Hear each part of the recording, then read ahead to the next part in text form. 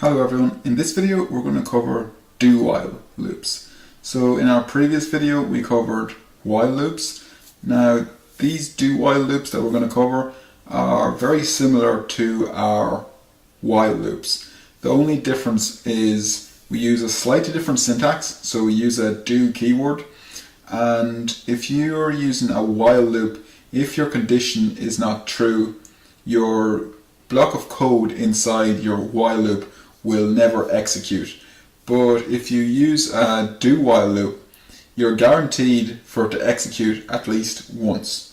So I'm going to jump into an example and hopefully it'll make a little bit more sense. We're going to start off by creating our JavaScript file. I'm going to call mine dowhileloop.js, and within this loop we're going to have something similar to our previous video where we had a counter and we had some value that we wanted to compare it to. So for this example we'll use a counter as well. So we'll say let counter, and we'll set the counter to 0, and we'll set our number to 3. So similar to our last video, we have a counter set to 0 and we have a num set to 3.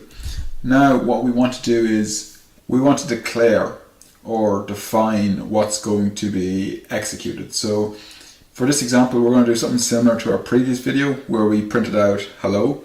So we're going to do the same this time, but we're going to use the do keyword. So last time we had our while statement, we had a condition, and then we had our curly brackets with our code that would execute. This is just slightly different. We're going to use our do keyword followed by 2 curly brackets, and now inside these curly brackets we're going to write our code that we want to be executed. So for our example we're just going to do a console log hello. So you can see there's another little bit to this program because we've got a red squiggly line, and the next bit that we have to do is we have to specify when do we want this to happen. So as I said in the previous video, with our while loop we had a condition, so we're going to have the exact same thing here. We're going to use the while keyword. We'll also have a condition. So our condition would be while our counter is less than num. So counter is less than num. So what's going to happen now is our do, or whatever is contained in our do, so in this case console.log hello, will be printed out every single time that our counter is less than num. Now we're going to have a problem here.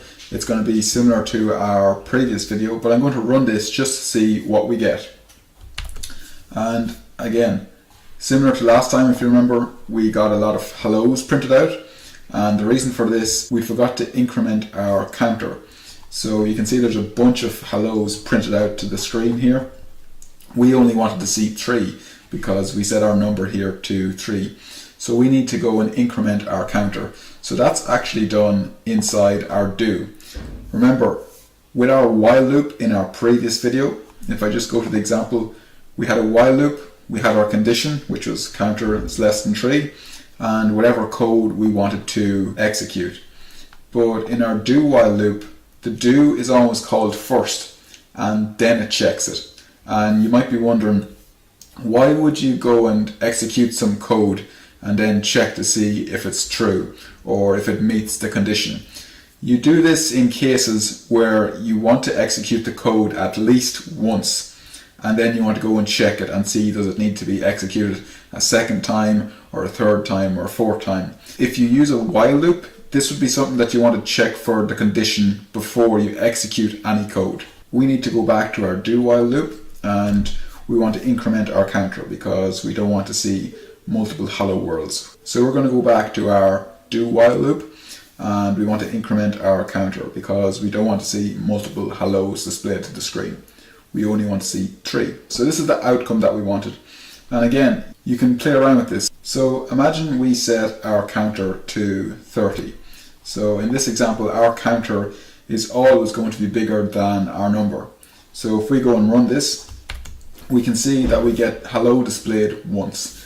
And the execution of our program is that it goes into our do block, it performs whatever's in there, and then it goes and does the check afterwards to see if the do loop has to be executed a second or third time. So maybe we want to try something different. Maybe we want to count from the number 1 to 10.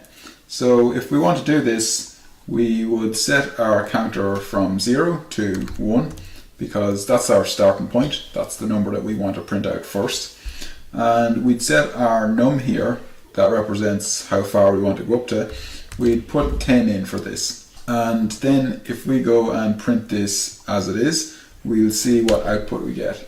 So we see a few different hellos. So if we go and count these up, 1, 2, 3, 4, 5, 6, 7, 8, 9. So our program only displays hello 9 times. And this is because when our while loop is executed, when the counter is 10, the counter is not actually less than the number. So if we wanted to do this, or we wanted to get 10 hellos as our output, we would need to change this 10 to an 11. So we can change that back to 10.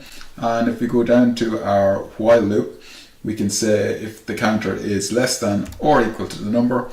And if we go and run this, we can see the output is 1, 2, 3, 4, 5, 6, 7, 8, 9, 10 hellos. So that's what we wanted. But maybe we don't want to say hello 10 times. We said we wanted to count up the numbers from 1 to 10. So rather than console logging the message hello, maybe we can print out the counter because the counter is going from 1 to 10. So if we put in counter here and now we run our program, we can see the numbers 1, 2, 3, 4, 5, 6, 7, 8, 9, 10. So this is one simple use case for our do while loops. In the next video we'll talk about our final loop that we're going to cover, which is our for loop, and it's probably one of the most popular loops that you'll use while you're programming.